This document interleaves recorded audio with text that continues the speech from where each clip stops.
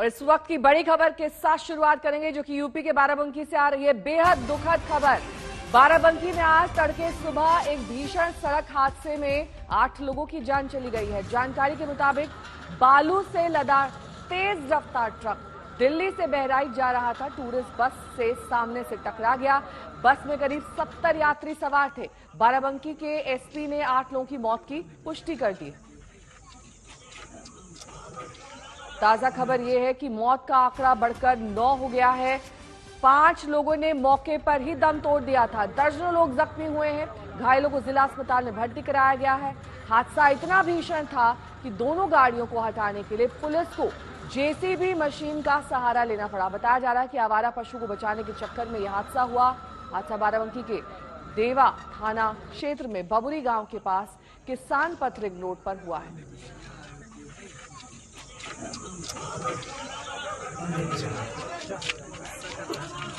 मृतकों के परिजनों को 2-2 लाख मुआवजे का ऐलान कर दिया गया है यूपी सरकार की ओर से। बाराबंकी के नजदीक ये भीषण सड़क हादसा जिसमें बस और ट्रक की आमने सामने से टक्कर हो गई। जेसीबी मशीन आप देख सकते हैं तस्वीरों में, इसकी मदद ली गई ताकि जो बस में सवार लोग थे उन्हें निकाला जा सके। बेहद दर्दनाक यह हादसा। बताया जा रहा है 9 लोगों की इसमें मौत हो गई है। कई लोग घायल हुए हैं। तेज रफ्तार दोनों ट्रक और बस आमने सामने से टक्कर और नतीजा ये।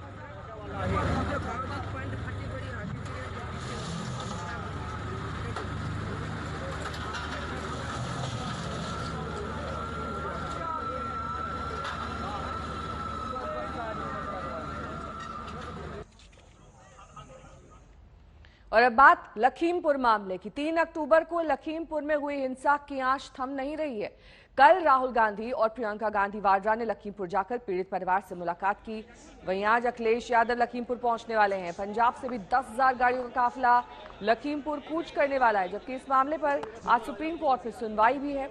लेकिन इस मामले में सबसे पहले बात लखीमपुर कांड के नए वीडियो की कर लेते हैं, क्योंकि 46 सेकंड के इस वीडियो में साफ तौर पर दिखाई दे रहा है कि काले झंडे लेकर जा रहे किसानों पर पीछे से थार गाड़ी ने जोरदार टक्कर मारी।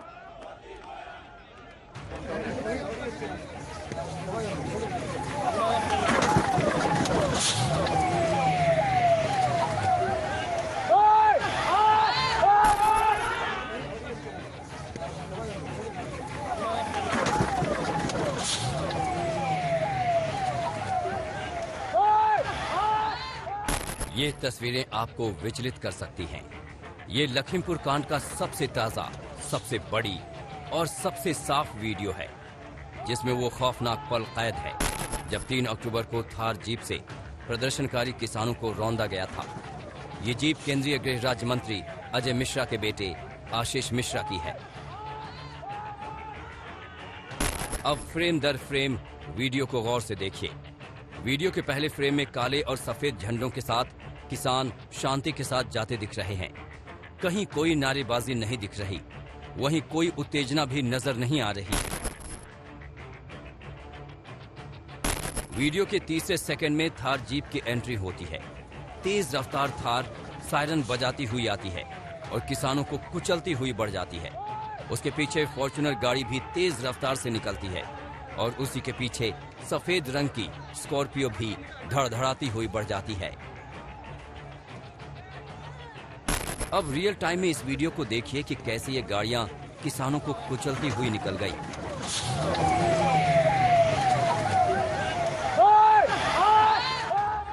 अब जरा वीडियो को रोक रोक कर हम दिखाते हैं, कुछ और चीजें सामने आएंगी। तीसरे सेकंड पर पीली पगड़ी वाले किसान को गौर से देखिए। उनके पीछे मौत की थार जीप है, लेकिन इस तस्वीर में वो बेफिक्र नजर आ रहे हैं। अगले ही पल वो तेज टक्कर से थार की बोनट पर थे। वीडियो के छठे सेकंड में थार से कुचलते हुए सड़क किनारे पड़े नजर आ रहे हैं। उसके बाद का मंजर तो चीख पुकार से भर गया।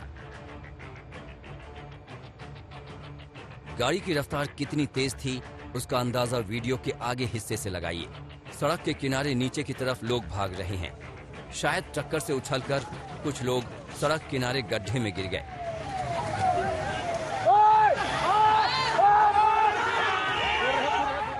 उधर सड़क पर लोग गाड़ी के पीछे भागते नजर आ रहे हैं। तोड़ फोड़ की आवाज भी आ रही है, लेकिन जिस जगह से ये आवाज आ रही है उसकी तस्वीर कैमरे में कैद नहीं है। इस वीडियो से कई खुलासे हो रहे हैं। पथराव से ड्राइवर के जख्मी होने की वजह से कार बेकाबू हुई। इस वीडियो से इस दावे की पुष्टि नहीं हो रही। किसानों के हाव भाव से ये साफ नहीं हो रहा कि उनके पीछे यानी जिधर से जीप आ रही थी वहाँ कोई बड़ा बवाल हो रहा था, क्योंकि ऐसा होता किसान उधर देख रहे होते। बहरहाल ये सिर्फ इस 46 सेकंड के वीडियो को देखकर लगाया जा रहा अनुमान है, जिसमें गाड़ी से रौंदने से पहले का सीन सिर्फ 3 सेकंड का है। 3 सेकंड से पहले आखिर क्या हुआ जो गाड़ियां इस तेजी से कुचलती निकल गई?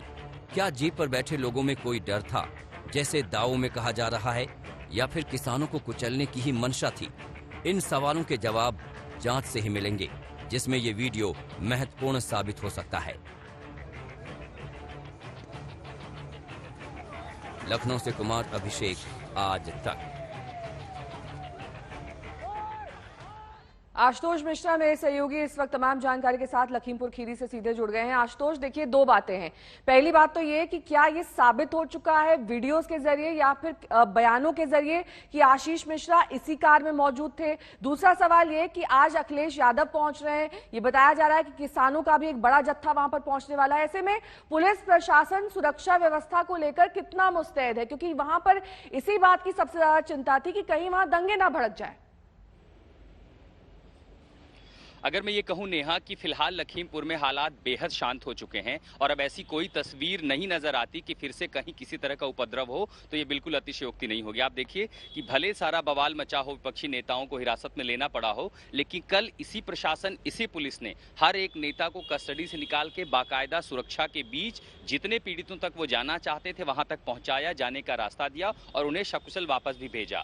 आज भी चूंकि हरीश रावत ने कहा उत्तराखंड से लोग निकलेंगे, पंजाब से गाड़ियां आएंगी, अखिलेश यादव को आना है, तो जितने भी घटनास्थल के साथ साथ जो भी पीड़ित हैं उनके परिवार, पूरे रास्ते में व्यवस्था सरकार की ओर से बहुत बेहतर की गई है। रहा सवाल वीडियो का, अखिलेश यादव जाएंगे, बारी बारी सबसे मिलेंगे, इसमें बयान किस तरह के हैं? लोग जो किसान थे, जो प्रत्यक्षदर्शी थे, उन्होंने दावा किया कि देखिए आशीष मिश्रा ही गाड़ी चला रहे थे, लेकिन जांच पुलिस को ही करनी है। दूसरा सवाल आता है जिस वीडियो को लेकर के हमने अपनी इस रिपोर्ट में दिखाया, विश्लेषण करते हुए ये एक अनुमान लगाया जा रहा है जो उन दावों को काटता है कि क्या वहां पत्थरबाजी हो रही थी और जवाबी कार्रवाई में यानी जान बचाने में या सेल्फ डिफेंस के अटेम्प्ट में गाड़ी तेज चलकर गई जिससे हादसा हुआ। वो उस दावों को प्रथम दृष्टया पूरी तरह से नकार रहा है। लेकिन अब यहाँ जो सवाल सबसे बड़ा ये है, जो विपक्ष भी पूछ रहा है और जो सवाल अपने आप में उठता है, इतनी तस्वीरें सामने हैं, 302 का मामला है, अमूमन 302 की धाराएं लगने के बाद गिरफ्तारी तय होती है, और लेकिन ऐसे में पुलिस के हाथ अभी तक अभियुक्तों से दूर क्यों है, आरोपियों से दूर क्यों है, ये सबसे बड़ा सवाल लगातार बना हुआ है। फिलहाल आप नजर बनाए रखिए आशुतोष, आपसे तमाम अपडेट्स हम लेते रहेंगे आगे भी। लेकिन लखीमपुर के लिए कल से नेताओं की दौड़ शुरू हो चुकी है। यूपी सरकार ने नेताओं के लिए रास्ता खोला तो सबसे पहले राहुल गांधी और प्रियंका गांधी वहां पहुंच गए। दोनों ने मृतक किसानों के और पत्रकार के परिवार से मुलाकात की, मिलकर उन्हें ढांढस बंधाया और आज अखिलेश यादव वहां पहुंचने वाले हैं।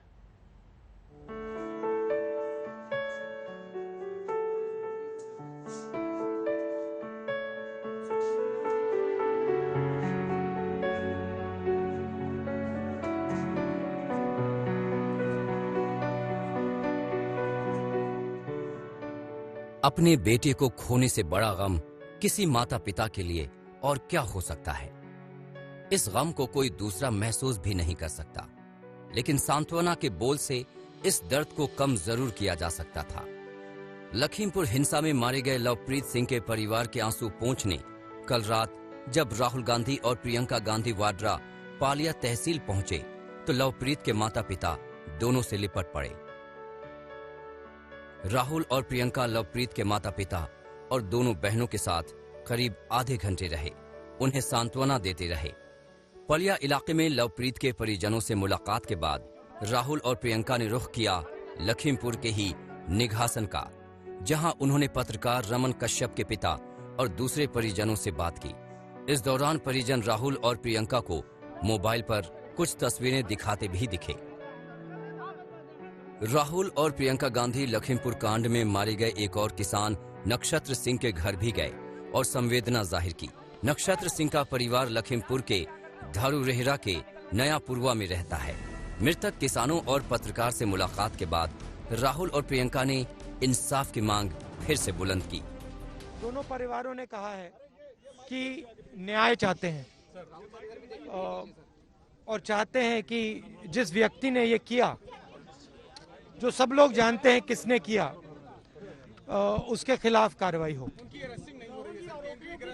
उनकी अरेस्टिंग नहीं हो रही है और उनके जो पिता हैं वो होम मिनिस्टर हैं स्टेट के, तो अरेस्टिंग होगी भी नहीं। पूरे परिवारों ने एक ही चीज कही है। हाँ। तीनों परिवारों ने एक ही चीज कही है, मुआवजे की उनको कोई परवाह नहीं है, उनको न्याय चाहिए और तब तक उनको न्याय नहीं मिलेगा जब तक ये मंत्री इस्तीफा नहीं देंगे, क्योंकि उनके होते हुए निष्पक्ष जांच नहीं हो सकती। वो राज्य मंत्री हैं, राज्य गृह मंत्री हैं। मैम आशीष मिश्रा जो उनके बेटे हैं, उनको अरेस्ट करना चाहिए। कल ही यूपी सरकार ने शर्तों के साथ नेताओं को लखीमपुर जाने की इजाजत दे दी थी। इसी के बाद राहुल प्रियंका लखीमपुर गए तो आम आदमी पार्टी के सांसद संजय सिंह भी पहुंचे। परिवार का ये साफ तौर पे कहना है कि जब तक दोषियों की गिरफ्तारी नहीं होगी कैसे न्याय मिलेगा उनको। अगर एक व्यक्ति देश के गृह राज्य मंत्री के पद पे कायम रहेगा तो आप बताइए उसके अधीन आने वाली तमाम जांच एजेंसियां कैसे जांच कर पाएंगी। नेताओं के लखीमपुर जाने की इजाजत मिलने के बाद आज वहां और दलों के लोगों के पहुंचने के आसार हैं। दोपहर करीब 1 बजे समाजवादी पार्टी सुप्रीमो अखिलेश यादव लखीमपुर में पीड़ित परिवारों से मिलेंगे। पंजाब के मंत्री परगट सिंह के मुताबिक मोहाली से 10,000 गाड़ियों का काफिला लखीमपुर मार्च करेगा। मार्च की अगुवाई नवजोत सिंह सिद्धू करेंगे। इसी तरह उत्तराखंड के रामनगर से 1000 गाड़ियों के साथ कांग्रेस नेता हरीश रावत लखीमपुर कूच करेंगे। फौरी तौर पर सियासी मोर्चे पर कांग्रेस ने बढ़त हासिल कर ली है, लेकिन सवाल ये कि क्या लखीमपुर के बहाने उसका असली निशाना लखनऊ है। लखीमपुर से मौसमी सिंह, समर्थ श्रीवास्तव और आशुतोष मिश्रा के साथ कुमार अभिषेक, लखनऊ आज तक। और अब बात मुंबई ड्रग्स मामले की, जिस पर कल सियासी बवाल शुरू हो गया। एनसीपी ने आरोप लगाया कि शाहरुख खान से बदला लेने के लिए बीजेपी ने उनके बेटे आर्यन खान को निशाना बनाया। एनसीपी ने आरोपों को बेबुनियाद बताया।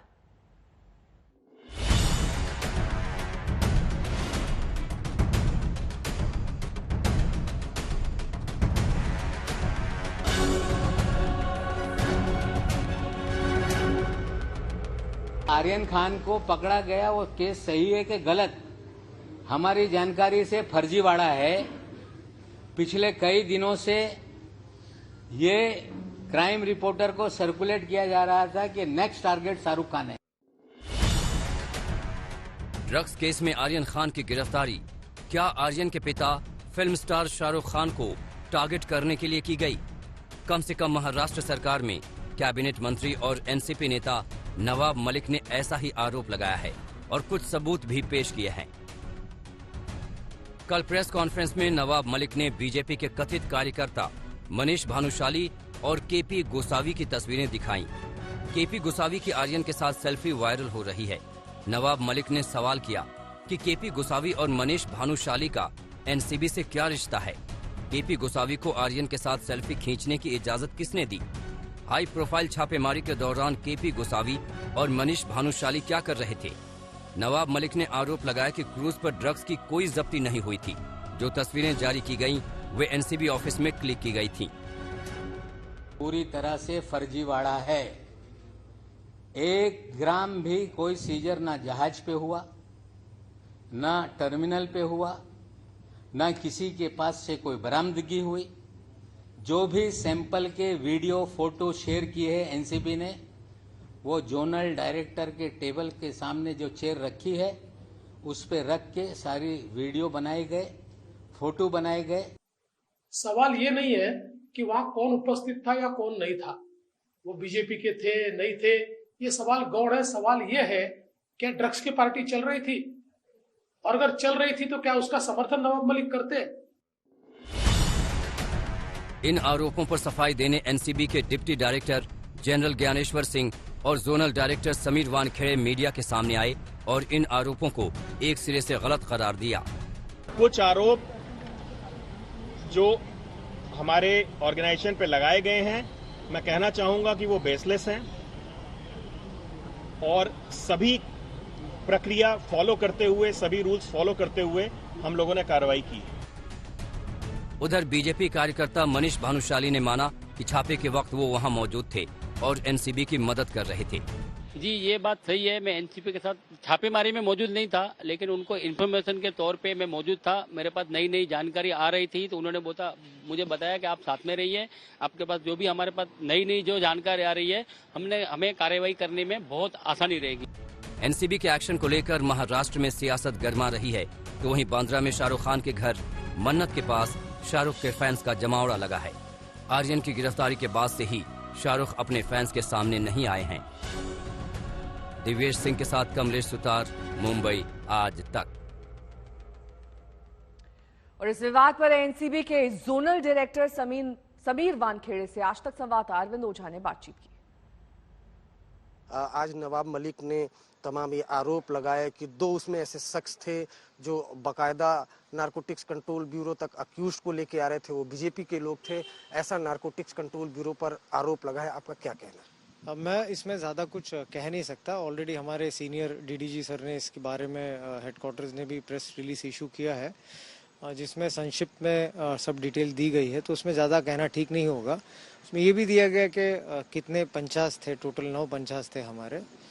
तो जो कार्रवाई हुई है सब लीगली प्रमाण से हुई है, कायदे के हिसाब से हुई है, तो ज़्यादा उसमें कुछ कहना नहीं है। अच्छा, उसमें मतलब जो जिन पर ये आरोप लगाया जा रहा है कि बीजेपी के हैं, तो बेसिकली पंचनामा की जरूरत पड़ती है, तो वो पंचनामा देखिए अगेन मैंने जैसा कहा है कि सब ये कायदे के प्रमाण के हिसाब से लीगली वे में हुआ है and as per the legal provisions. मैं इतना ही कहूँगा इस बारे में। मेरा ये सवाल है कि लगातार आप कई सेलिब्रिटीज को इधर बीच में हमने देखा कि खुद कवर भी किया कि कई टीवी एक्टर एक्ट्रेस और कई बड़े ड्रग पेडलर पे आपने गिरफ्तार किया। मुंबई में आप पोस्टर बॉय बन चुके हैं खासकर, और काफी खौफ भी है। तो इस वजह से ये आरोप लगाया जा रहा है कि आप बड़े लोगों पर ही, बड़े सेलिब्रिटीज पर ही टारगेट। देखिए ये तो मैं मानने नहीं करता हूँ कि जो वर्ड अपने we are just government servant performing our duty, we are the servants of the people. So ये जो वर्ड है मैं नहीं मानूंगा इसके बारे में। सेकेंडली जो हमारे स्टैटिस्टिक्स है मुंबई एनसीबी के, अगर पिछले 1 साल में आप देखेंगे एनसीबी नॉल ने काफ़ी अच्छा परफॉर्म किया है ड्रग्स को क्लीन करने के लिए। मुंबई महाराष्ट्र में भी आप देखेंगे तो हमने कोशिश किया है कि एक एनवायरनमेंट, ड्रग फ्री एनवायरनमेंट देने की कोशिश की है। इसमें मोर देन 312 लगभग अरेस्ट हुए हैं। नवाब मलिक के आरोपों के बाद आज तक मनीष भानुशाली तक जा पहुंचा, जिन्होंने इंटरव्यू में अपने बीजेपी कनेक्शन की बात मानी और भानुशाली ने मलिक के आरोपों पर क्या सफाई दी, सुनिए। एनसीबी नेता और कैबिनेट मंत्री नवाब मलिक ने बुधवार को प्रेस कॉन्फ्रेंस कर उस रात क्रूज पर एनसीबी के अधिकारियों के साथ मौजूद 2 लोगों पर सवाल उठाए हैं। ये 2 लोग हैं मनीष भानुशाली और किरण गोसावी। आज तक ने अपनी पड़ताल में पाया है कि इनमें से मनीष भानुशाली डोंबिवली के बीजेपी कार्यकर्ता है, जबकि किरण गोसावी पर पुणे में धोखाधड़ी का केस दर्ज है। आर्यन खान की गिरफ्तारी के बाद इन दोनों के कई फोटो और वीडियो सोशल मीडिया पर वायरल हुए थे। अपनी इस वीडियो पर भानुशाली का कहना है कि वो बतौर गवाह कुछ डॉक्यूमेंट पर साइन करने के लिए एनसीबी दफ्तर जा रहे थे, न कि अरबाज मर्चेंट को लेकर एनसीबी गए थे। भानुशाली के मुताबिक उन्होंने ही क्रूज पर ड्रग पार्टी की खबर एनसीबी को दी थी। जी, ये बात सही है। मैं एनसीबी के साथ छापेमारी में मौजूद नहीं था, लेकिन उनको इन्फॉर्मेशन के तौर पे मैं मौजूद था। मेरे पास नई जानकारी आ रही थी, तो उन्होंने मुझे बताया कि आप साथ में रहिए, आपके पास जो भी हमारे पास नई जो जानकारी आ रही है, हमें कार्रवाई करने में बहुत आसानी रहेगी। अच्छा जी, ये आपको एनसीबी के अधिकारियों ने बोला था? जी, आसानी रहेगी और उनको आसानी रही और ये सारा मामला सामने आ गया। बात रही अभी नवाब मलिक की, एकदम गलत और बेहुदा जिसको बोलते हैं कि उन्होंने ऐसा मेरे पे आरोप लगाया है। मेरी पार्टी का कोई लेना देना नहीं है इसमें, मैं पार्टी का कोई पदाधिकारी नहीं हूं, लेकिन पार्टी का 6.5 करोड़ जो कार्यकर्ता उसमें से मैं एक पार्टी का कार्यकर्ता हूं, निष्ठावान कार्यकर्ता हूं। और हमारे पार्टी के संस्कार है कि देश के विरोध में कुछ भी हो रहा है तो आपकी फर्ज बनती है उसको रोकना चाहिए। आर्यन खान के पकड़े जाने के बाद ये फोटो काफी वायरल हुई थी। बाद में एनसीबी ने सफाई दी थी कि आर्यन के साथ सेल्फी ले रहा ये शख्स उनका अधिकारी नहीं है। गोसावी के खिलाफ आज तक ने अपनी पड़ताल में पाया कि उनके खिलाफ पुणे में 2018 में केस दर्ज है। मामला उनके खिलाफ मलेशिया के एक होटल में नौकरी दिलाने के नाम पर 3 लाख से ज्यादा की रकम ऐंठने का है। एनसीपी किरण गोसावी को एक प्राइवेट जासूस बता रही है। गोसावी की मौजूदगी पर नवाब मलिक ने सवाल उठाए हैं, जिस पर एनसीबी का कहना है कि ये दोनों लोग क्रूज पर हुए पंचनामे के गवाह हैं और इनके साथ 6 और लोग भी इस केस में गवाह हैं। कुछ आरोप जो हमारे ऑर्गेनाइजेशन पे लगाए गए हैं, मैं कहना चाहूंगा कि वो बेसलेस हैं और सभी प्रक्रिया फॉलो करते हुए, सभी रूल्स फॉलो करते हुए हम लोगों ने कार्रवाई की है। कानून में प्रावधान है इंडिपेंडेंट विटनेस को शामिल करने का, तो इंडिपेंडेंट विटनेस जो शामिल किए गए हैं उनके नाम मैं पढ़ देता हूं। Prabhakar Sahal, Kiran Gosavi, Manish Bhanushali, Aubrey Gomez, Adil Usmani, V Vaingankar, Arpana Rane, Prakash Bahadur, Shoaib Faiz, Muzammil Ibrahim. Drug case में एनसीबी अब तक 16 लोगों को गिरफ्तार कर रिमांड ले चुकी है। बुधवार को एनसीबी को 4 और आरोपियों की रिमांड मिली है, जिन्हें एनसीबी क्रूज पर हुई ड्रग पार्टी का ऑर्गेनाइजर बता रही है। गुरुवार को आर्यन खान, मुनमुन धमेचा और अरबाज मर्चेंट की रिमांड खत्म हो रही है। मुंबई से मुनीश पांडे और दिव्येश सिंह के साथ आज तक ब्यूरो। आज नवरात्र का पहला दिन है। आज से पूरे 9 दिन तक मां दुर्गा के अलग अलग स्वरूपों की पूजा अर्चना की जाएगी। आज मां शैलपुत्री की पूजा हो रही है। सुबह से ही देश भर के तमाम मंदिरों में रौनक दिखाई दे रही है।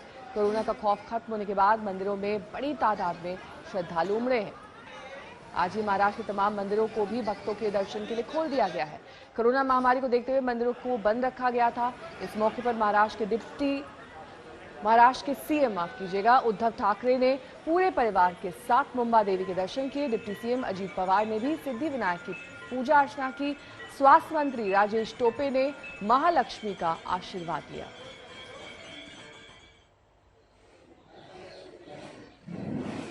ये महालक्ष्मी मंदिर की तस्वीरें हम आपको दिखा रहे हैं, जहां पर नवरात्र के पहले दिन कपाट को खोल दिया गया है आम भक्तों के दर्शन के लिए।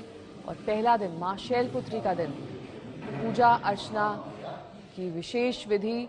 पहले दिन नवरात्र में खासतौर पर मंदिरों में रौनक, क्योंकि भक्त बहुत दिन बाद मंदिर के दर पर पहुंच सके।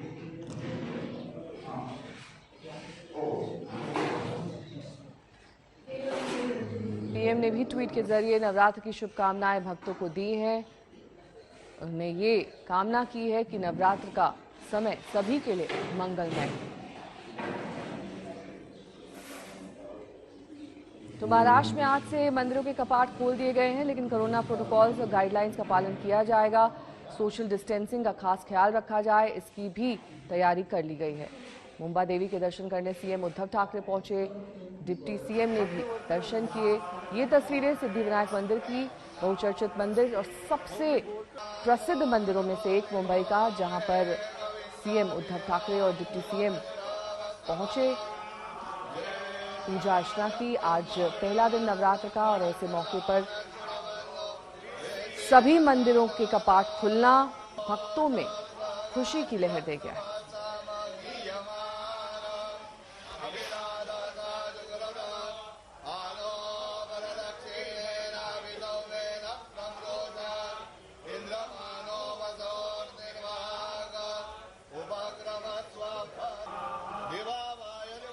नौ दिन तक चलने वाला ये उत्सव, जिसमें मां के अलग अलग स्वरूपों के पूजा अर्चना की जाएगी और जो गाइडलाइंस है उसके मुताबिक हर घंटे सिर्फ 250 भक्तों को दर्शन की इजाजत होगी, ताकि मंदिर में भीड़ इकट्ठा ना हो, सोशल डिस्टेंसिंग भी सुनिश्चित हो सके।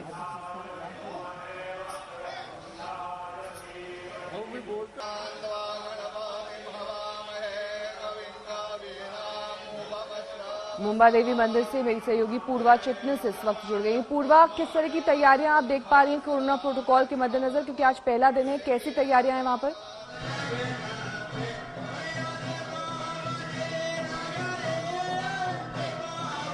जी, अगर आप सुन सकते हैं तो हम फिलहाल मुंबा देवी मंदिर में हैं और मेरे पीछे अभी आरती भी शुरू हो रही है।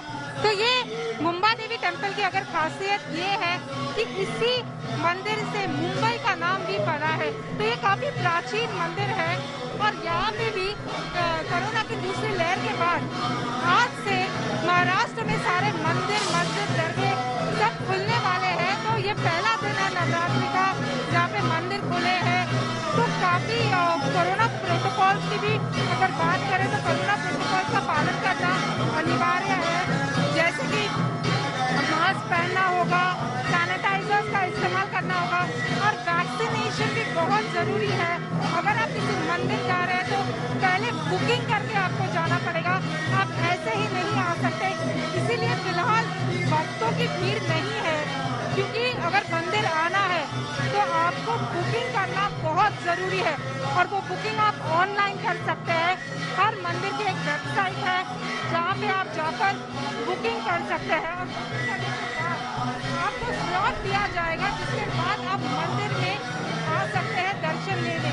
तो ये सारे जो नियम है वो बना के रखे हैं और सब मंदिर आज बहुत ज्यादा फूलों की सजावट है मंदिरों में। भक्त भी जो इतने टाइम से जो मंदिर खुलने की जो राह देख रहे थे वो भी अभी अपने भगवान का दर्शन कर सकते हैं, क्योंकि आज के दिन मुंबई और महाराष्ट्र में पूरी तरह से मंदिर भी खोल दिए गए हैं। लेकिन कोरोना प्रोटोकॉल का पालन करना ही होगा। आपको पूरे मंदिर के एरिया में मास्क पहनना होगा और कोई भी सोशल डिस्टेंसिंग जो है उसका भी पालन करना होगा। आप बुकिंग के बिना आप मंदिर नहीं आ सकते। तो हर मंदिर की वेबसाइट पर जाकर आपको बुकिंग करना होगा, आपको स्लॉट दिया जाएगा, जिसके बाद ही आप मंदिर आ सकते हैं दर्शन लेने।